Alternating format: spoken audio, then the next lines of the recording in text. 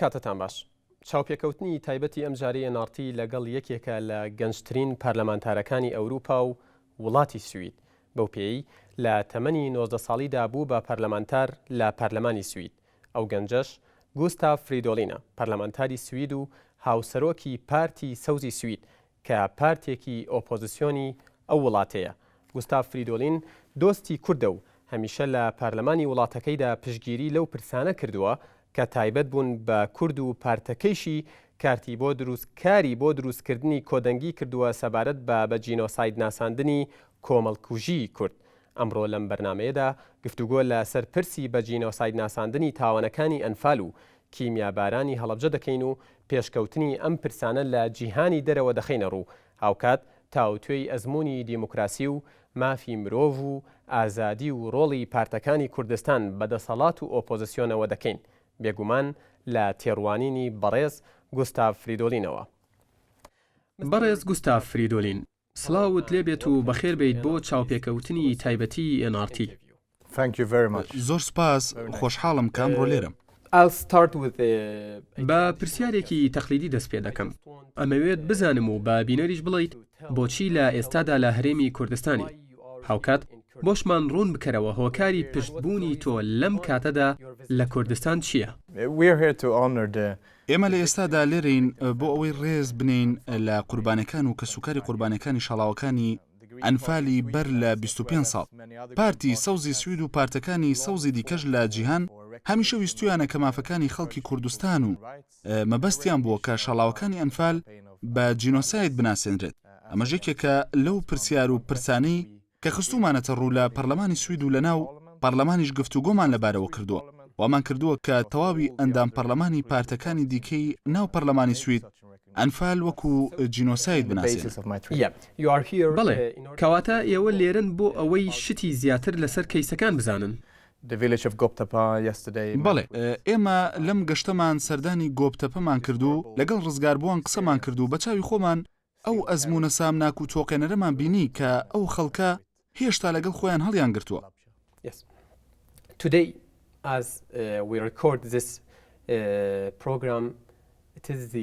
ئەمڕۆ کە ئێمە ئەم بەرنامەیە تۆمار دەکەین 25هەمین ساڵیادی تاوانی ئەنفالە.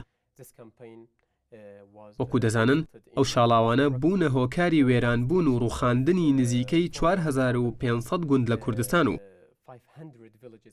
هەروەها زیندە بە چاڵکردن و مردنی 182,000 کوردی لێکەوتەوە.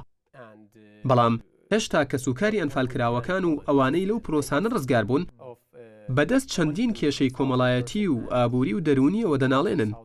ڕات چییە لەو بارەیەوە؟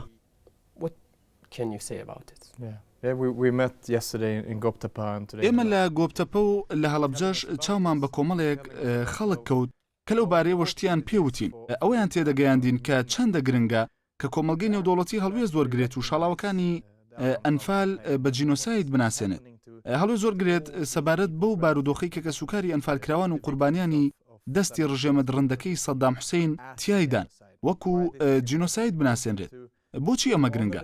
ئەمە گرنگە بۆ ڕێزدەنان لە قوربانیان و ڕزگاربووەکان.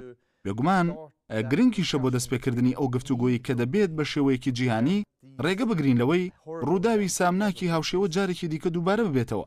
من بڕوام وایە کە زۆر گرنگە کە گفتوگۆ لەبارەی بارودۆخی ئەو کەسانەوە بکرێت کە هێشتا لە ژیاندان و هاوکات قسە لەبارەی بەکارهێنان و جۆری ئەو چەکەوە بکرێت کە سەدام حوسێن هەیبوو. ئێستا هێشتا لە دوای 25 ساڵ لە ڕووداوێکی سامناک و تۆقێنەری وەکو ئەنفال و کیمیاباران ئەو جۆرە چەکانە هێشتا لە ململانەکاندا بەکاردەهێنرێت. ئەمەش بەڵگەیە کە ئێمە وەکو مرۆڤایەتی وەکو کۆمەڵگەی نێودەوڵەتی شتێکی وا لەم مێژووی هاوبەشمان فێر نەبووین. As you said that you visited Goptapa. We have so many other places like Rizgari in Kelar. وەکو خۆت وتت کە سەردانی گۆپتەپەت کردووە، ئێمە زۆر جێگەی دیکەشمان هەیە وەکو ڕزگاری لە کەلار و شۆڕش لە چەمچەماڵ، لەگەڵ چەندین جێگەی دیکە کە بە چەکی کیمیاوی لێیان دراوە، نمونەی هەڵەبجە کە کۆمەڵا چەکێکی قەدەغە کراون لە جیهاندا. ئەکرێت پێم بڵێیت تۆ بارودۆخی ڕزگاربووانی ئەو پرۆسانت چۆن بینی؟ How did you see the situation of those people, of the survivors? You come there تۆ ئەوە دەزانیت کە من هاتووم وەکو کەسێکی سیاسی تۆ سیرێکی پێشینە و باگراوندی خۆت دەکەیتەوە سەیری ئەو زانیاریانە دەکەین کە لە کاغەزێک لەبەردەمتان بەڵام کاتێک تۆ چاوت بەو خەڵکانە دەکەوێت ئەبیت بە زیاتر لە سیاست مەدارێک تۆ ئەبیت بەو باوکەی کە ئەو پرسیارە لە خۆی دەکات چۆن ئەبوو ئەگەر ئەمانە منداڵی من بوونایە تۆ ئەبێت بەو هاوڕێیی کە ئەپرسێت چی و چۆن ئەگەر ئەوەی ڕووی داوە لە هاوڕێکی نزیکم ڕوویدابایە ئەو خەڵکانەی کە دەیانبینیت بۆ ماوەی چەند خولەکێک یان بۆ ماوەی سەعاتێک کە لەگەڵیان دەبیت و دەیان دوێنیت هەر بەڕاستی تۆ ئەبیت بە هاوڕێیان چونکە ئەوان بەشداریت پێدەکەن لەو خەمە گەورەی کە لە دوای ئەو شاڵاوە سامناکەوە هەڵیان گرتووە ڕەنگە تۆ وا هەست بکەیت کاتێک تۆ لە جێگەیەکی دووریت لە ڕوودانی جینۆسایدەوە وەکو من لە سویدم ڕەنگەوا بیر بکەیتەوە کە 25 ساڵ ماوەیەکی زۆرە بەڵام کاتێک چاوت دەکەوێت بە خەڵکانێک کە هێشتا بەدەستی دەرەنجامەکانیەوە دەناڵێنێت دەرەنجامی لە دەستدانی خزمێکی نزیک دەرەنجامی لە دەستدانی کەسێک کە لایانی ئابووری خێزانەکە بەڕێوە دەبات ئەو کات بۆ دەردەکەوێت کە 25 ساڵ بەر لە ئێستا تەنها ساتێکە و هیچی تر There are still people who are waiting for their brothers, for their husbands, for their لەناو کەسوکاری ئەنفالکراواندا هەیە هێشتا چاوەڕێی گەڕانەوەی دایک و باوک و برا و خوشک و مێرد و کەسوکاریان دەکەن ئەمە ئەو هیوایەیە کە ئەوان لەگەڵیدا دەژین و دەشزانن کە لە ژیاندا نەماون و لەناو براون تۆ لە سویدەوە هاتوویت و وەکو وتت زێدی تۆ و جینۆساید زۆر دوورن لە یەکەوە من لە چاوتەوە ئەو هەستە قوڵە ئەخوێنمەوە و ئەشتوانم ئەو پەیامە ببینم کە تۆ لە چاوی ئەواندا خوێندوتەتەوە بەڵام ئێمە لە کوردستان خاوەنی حکوومەت و خاوەنی بەرپرسیشین کە هەست بە ئازاری کەسوکاری ئەنفالکراوان و قوربانیانی چەکی کیمیاوی ناکەن تەنانەت ئەمساڵ لە مەراسیمی یادکردنەوەی ئەنفال لە چەمچەماڵ لەبەر ئەوەی هەندێک لە کەسوکاری ئەنفالکراوان ناڕەزایەتیان دەربڕی مامەڵەی نەشیاویان لەگەڵدا کرا کەواتە پێت وایە حکوومەتی هەرێم لە ئاستی ئەو بەرپرسیارەتەدا بووە was to the extent of the responsibility to deal with such a case. It's not my responsibility to give an لە ڕاستیدا بەرپرسیارەتی من نییە بە حکوومەتی هەرێمی کوردستان بڵێم کە ئەبێت چی بکەن و ئامۆژگاریان بکەم بەڵێ بەڵام من مەبەستم تێڕوانی تۆیە لەو بارەوە ئەوەی من تێبینی دەکەم ئەوەیە ئەو خەڵکانە معاناتیان هەیە و ئازار دەچێژن ئەوەش دەزانم کە لە هەر جێگەیەک خەڵک ئازاری چەشت ئەبێت ئەو سیستەمە بنیاد بنرێت کە ئاگەی لەو کەسانە بێت کە ئازیزانیان لە دەستداوە و چاودێری ئەو کەسانە بکات کە ناتوانن کار بکەن بۆ بەدەستێنانی ژیانێکی شایستە ئەم شتەیەکێکە لە بنچینەکانی ئایدۆلۆژیا و بیرکردنەوەی من بڕۆی تەواوم بە خۆشگوزەرانی کۆمەڵایەتی هەیە ئەم شتە گرنگیەکی ئێجگار زیاتر دەبێت کاتێک تۆ خاوەنی کەسانێکیت کە لە پرۆسەیەکی کۆمەڵکوژیدا لەناو براون لە کۆمەڵگەیەکدا کە کەسانێکن کە سوکاریان لە دەستداوە و ئازار دەچێژن بوونی خۆشگوزەرانی و ئاگا لە یەکتر بوون ئێکجار گرنگە من لێرە نیم وەکو سیاسێکی کورد بەڵکو لەسەر بنەما ئایدۆلۆژیەکە قساکەم و ناتوانم بڵێم کە کتومەت حکوومەتی هەرێم دەبێت چی بکات و چی نەکات من ڕێز لەخۆ بەڕێوەبردننی کورد ئەگرم بەڵام وەکو کەسێک لە پارتێکی سەوەس کەسێک کە بڕای بە مافی مرۆڤەیە پێم وایە دەبێت ڕێز لەو کەسانە بگیرێت کە بەدەست ئازار و ئەو جۆرە کەیسانەوە دەناڵێنن ئەمە بنچینەی هەموو کۆمەڵگەیەکە suffering for such a case that we should take care of each other. That's the basis of any society. You said that you have visited Goptap. You have the situation over there. تۆوتت کە سەردانی گۆپتەپەت کردووە و بارودۆخی ئەوێت بینیوە ئێوە ئاگادارن کە چەندین جێگەی دیکەشەیە لەو جێگەیانەدا تێبینی دەکرێت ئاستی خزمەتگوزاریان لە ئاستێکی خراپدایە و بەس و کافی نییە وەکو دەوترێت بە بڕای تۆ ئەبێت حکوومەتی هەرێم چی بکات بۆ ئەوەی دوای 25 ساڵ لە تاوانەکانی ئەنفال و کیمیاباران کە خزمەتیان بکات بە خزمەتگوزاری ئێجگار سەرەتایی نەک خۆشگوزەرانی کۆمەڵایەتی تەواویش. Regardless the social welfare. Of course I believe any person on this earth should have the right to بێگومان من بڕوام بەوە هەیە کە هەموو کەسێک لەسەر ڕووی زەوی ئەبێت ئەو مافەی هەبێت کە ئێمە هەمانە بە مافە کۆمەڵایەتەکانیشەوە ئەبێت هەموو مافی هەبوونی خانوویشان هەبێت مافیەوەیان هەبێت بخۆن و برسی نەبن و تامەزرۆ نەبن هەروها دەبێت ئەم مافە دابینکراو بێت بۆ هەموو کوردێک و هەموو سویدیەک و هەموو مرۆڤێکی سەرزەوی بەڵام بەرپرسیارەتی من وەکو ئەندام پەرلەمانێکی پەرلەمانی سوید ئەوەیە کە ئەو پرسیارە بەرز بکەینەوە کە ئەتوانین وەڵامی بۆ وەربگرینەوە لە پەرلەمانی سوید ئەو پرسیارەش ناساندنی ئەنفالە وەکو جینۆساید.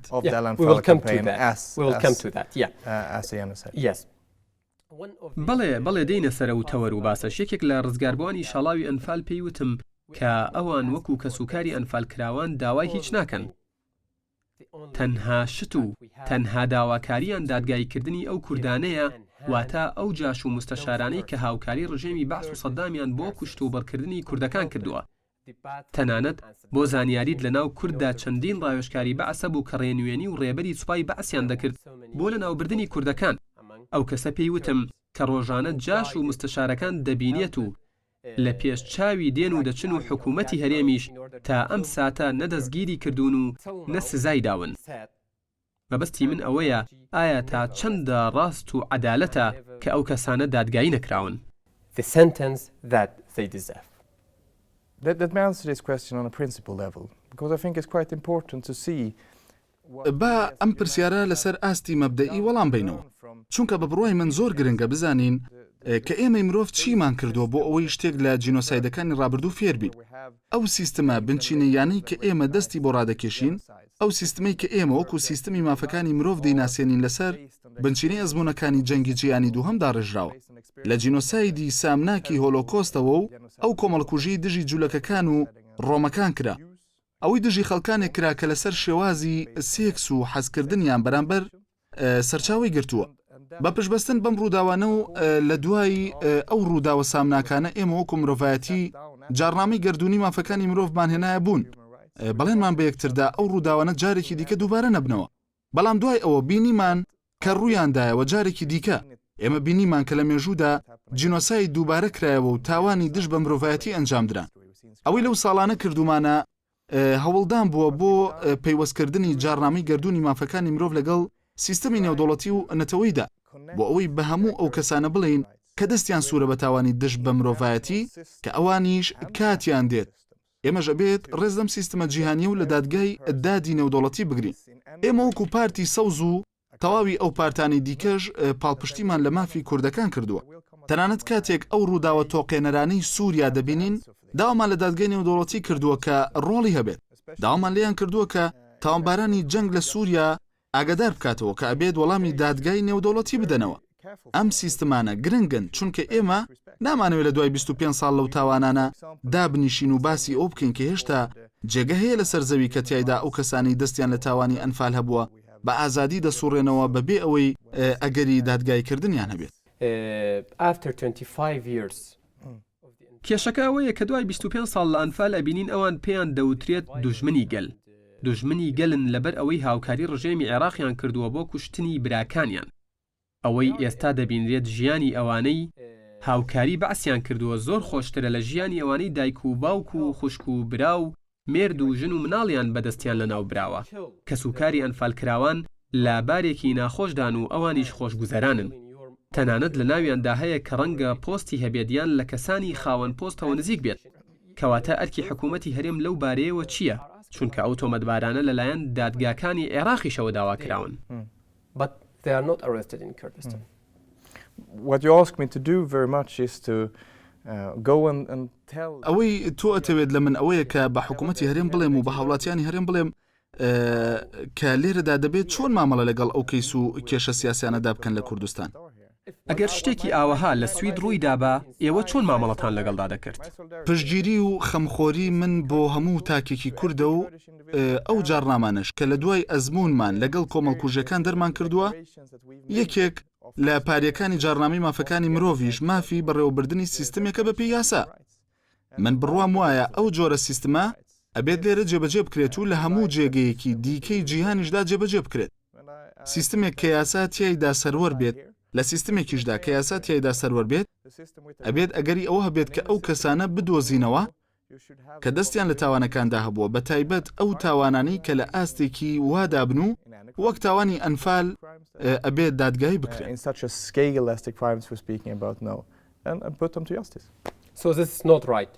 کەواتە ئەمە کارێکی نادروستە کە تا ئێستا دەستگیر نەکراون و هەرگیز لێیان نەپرسراوە بۆچی ئەو کارت کردووە بەرامبەر بە هاوڵاتیانی خۆت. تۆ جارێکی دیکە داوام لێ ئەەکەیت کە ڕوونکردنەوە بدەم لەسەر کاری سیاسەکان و کوردستان و باشە تۆ ڕێگەم بدە بە شێوەیەکی دیکە بۆ ڕوون بکەمەوە. تەنها خۆت بخەرە جێگەی کەسوکاری ئەنفالکراوان و ڕزگار بووانەوە. ئەگەر شتێکی وا ڕوویدا هەستت چۆن دەبێت ئەو کەسەی دەستی هەبووە لە کوشتنی کەسوکارت و بە بەرچاوتەوە ئازاد بێت. تەنها پێم بڵێ ئەم کارە دروستە یاخود دروست نییە. What will be your feeling? Of course, my feeling as every بێگومان هەستی من وەکو مرۆڤێک ئەوەیە کە ئەو کەسانی کە دەستیان لە تاوانێکی ئاوهادا هەبووە ئەبێ دادگای بکرێن. such a crime should be brought to justice. Okay, thank you. In the past months in the Swedish parliament. باشە زۆر سپاس. لە چەند مانگی ڕابردوودا لە پەرلەمانی سوید کە بە سویدی پێی دەوترێت سڤێنسکا ڕێکزداگن. ئێوە گفتوگۆتان سەبارەت بە ئەنفال کرد و دڵنیانیم کە باسی هەڵەبجە و کیمیابارانتان کردووە یاخود نا. قسەتان لەسەر بە جینۆساید ناساندن کرد. لێرە لە کوردستان هەواڵی جۆراوجۆر لەو بارەیەوە بڵاو کرایەوە و هیچی دڵنیا نەبوون. ئەمەوێت لە زاری خۆتەوە بۆمان ڕوون بکەیتەوە کە ئاخۆ ئەنفالتان وەکو جینۆساید ناساندووە یان خستوتانەتە دەنگدانەوە یان چی بوو گەر بۆمان ڕوونی بکەیتەوە. Anfal campaign as a genocide, voted for it, or what? Just explain. لەو گفتوگۆ مشتومڕەدا تەواوی پارتە سیاسەکانی سوید لەو دانیشتنی پەرلەماندا ئەنفالیان بە جینۆساید ناسان. مەبەستت تەواوی 349 پارلەمانتارەکەی پەرلەمانی سویدە؟ بەڵێ هەر 349 پەرلەمانتارەکە و هەر هەشت پارتەکەی ناو پەرلەمان تاوانی ئەنفالی کوردیان وەکو جینۆساید ناسان لەو دانیشتنە. لەو دانیشتنە دوکومنتەکان ئەخرانە بەردەستی پەرلەمان و ئاماژە بۆ هۆکارانەش کران کە بۆچی لەبارەی ئەنفالەوە لە سوید گفتوگۆ دەکەین. چ لە ناو پەرلەمان و چ لە ناو هاوڵاتیانی سوید ئەو سویدیانەی کە بەڕەگەز کوردن و پاڵپشتی لە دۆزی کوور دەکەن. هۆکار ئێمەش ئەوەیە لە سوید و لە هەر وڵاتێکی دیکە تەنانەت لە عێراقیش سیاسەتی دەرەوەی وڵات لەلایەن حکوومەتەوە بڕیاری لێ دەدرێت نەک پەرلەمان. بەڵام بێگومان پەرلەمان نەتوانێت هەڵوێستی هەبێت و ئەشبێت کە هەڵوێز وەرگرێت. ئەمەش ئەو هەڵوێستەیە کە ئێمە لە پەرلەمانی سوید وەرمان گرتووە و ئەنفالمان وەکو جینۆساید ناساندووە. ئەمەش گرنگە. کەواتە ئایا پەرلەمانی سوید مافی ئەوەی هەیە کە تاوانی ئەنفال و کیمیابارانی هەڵەبجەوەکو جینۆساید و کۆمەڵکوژی گەلێک بناسیێنێت یان ئەمە لە چوارچێوەی دەسەڵات و مافی حکوومەتە؟ بە شێوەیەکی فەرمی ئەوە حکوومەتە کە بەرپرسیارە لە سیاسەتی دەرەوە کەواتە بڕیاری بە جینۆساید ناساندنی تاوانەکە لەلایەن پەرلەمانەوە دەرهاویشتە و دەرئەنجامی قانونی نابێت. ئێوە لە پەرلەمان نوێنەری هاوڵاتیانی وڵاتەکەی خۆتان و پەیوەندیتان لەگەڵ حکوومەتەکەتان پەیوەندیەکی بتەوە.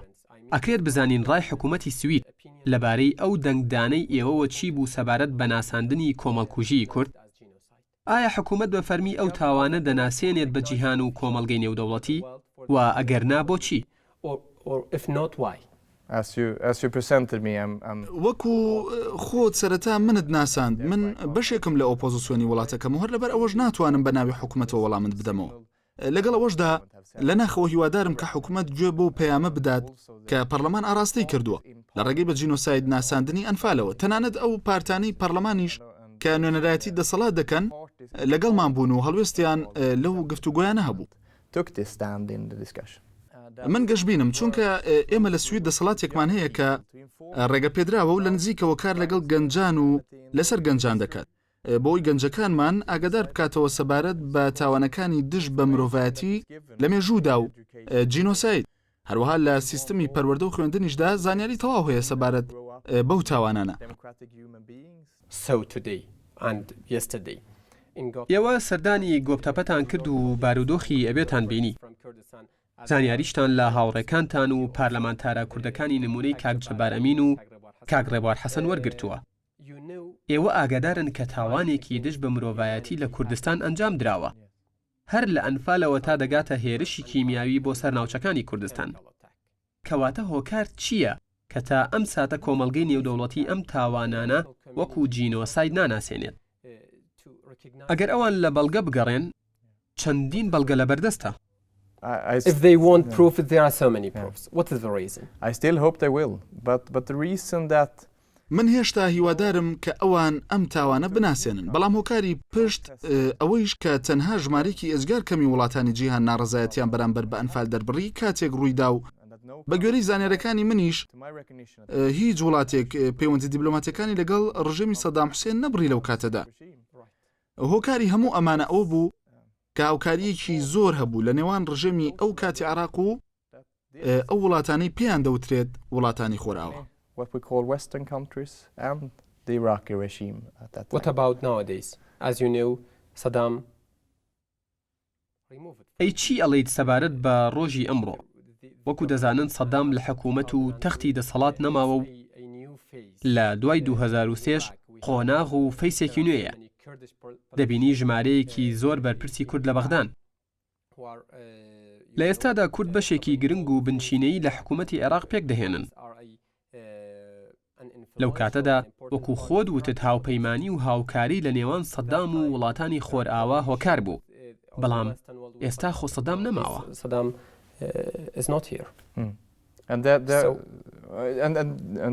لەبەرەمەیە کە من هیواخوازم کە ئەنفال بە جینۆساید بناسێنێت. هاوڕەکانی منەوانی لە پارتی سەوز کار دەکەن ناڕەزایەتیان دژی تاوانەکەی هەڵەبجە دەربڕی. تەنانەت خۆپشاندانیان دژی حکوومەتەکانی خۆشیان کرد بۆی ڕێگە بدەن کە ناڕەزایەتی و هاوخەمی هاوڵاتیانی سوید و کوردانی تاراوگا ناڕەزایەتیان لە تەواوی جیهان دەنگ بداتەوە لەناو کۆشکەکانی سەدام حوسێنی ئەو کاتە دەنگ بداتەوە. بەڵام بەداخەوە حکوومەتی زۆربەی وڵاتەکان و وڵاتی سویدی ژێکێک بوو لە وڵاتانی لە کاتی ڕوودانی کۆمەڵکوژی گەلی کورد بەدەنگی بەرز و بە ئاشکرا ناڕەزایەتیان بەرامبەر بەو کردەوانە دەرنەبڕی. هەرەمەش هۆکار بوو کە ڕژێمی بەعەزتەمەنی هێندە درێژ بێت و تا 2003 بمێنێتەوە. بەر لەوەی ناوبڕێک وەربگرین ئەمەوێت بە کورتی وەڵامی پرسیارێکم بدەیتەوە. بە بڕوای تۆ ئەبێت حکوومەتی ئێستای عێراق چۆن ڕۆڵێک بگێڕێت لە ناساندنی تاوانەکانی ئەنفال و کیمیاباران وەکو جینۆساید. بە گوێرەی زانیاریەکانی تۆ حکوومەتی عێراقی چەنگاوێکی لەو بارەیەوە ناوە؟ لە ڕاستیدا من پێم ڕاگەندراوە کە ئەم گەشتە بۆ بینینی ئەو کەسانەیە کە لە ئەنفال گەڕاونەتەوە دەتوانن باز لە ئەزمموی خۆیانم بۆ بکەن لەگەڵ ئەنفالدا. لەگەڵ هیچ بەرپرسێکی حکوومەتی ناوەندی عێراق دانەنیشتم تا بتوانم وەڵامی ئەو پرسیارەت بدەمەوە. بەڵام بێگومان کاتێک ئێمە ئەو پرۆپۆزەڵ و پێشنیازە دەخینە بەردەم پەرلەمانی وڵاتەکەمان، ئێمە هیواخواز دەبین کە لە هەموو پەرلەمانێکی دیکەش گفتوگوی لەبارەوە بکرێت. هەم لە ئەوروپا و بە دڵنیاییەوە هیوادارین لە پەرلەمانی عێراقیش و لەلایەن حکوومەتی عێراقیشەوە تاوتوی ئەم پرسە بکرێت. هەروەها پێویستە بخرێتە بەرباس لەلایەن حکوومەتی وڵاتانی ناوچەکەشەوە کە هاوڵاتی کوردیان هەیە وەکو سووریا و تورکیا و ئێران. ئەوەی ئێمە کردومانە زەنگێکە بۆ هەموو جیهان. ئەگەرنا ئێمە ئەم هەنگاوەمان نەدەنا. هۆکار و مەبەستی وەرگرتنی هەڵوێست سەبارەت بە ئەنفال لەلایەن پەرلەمانی سویدەوە ئەوەیە کە ئێمە دەمانەوێت جیهان گوێمان لێ بگرێت.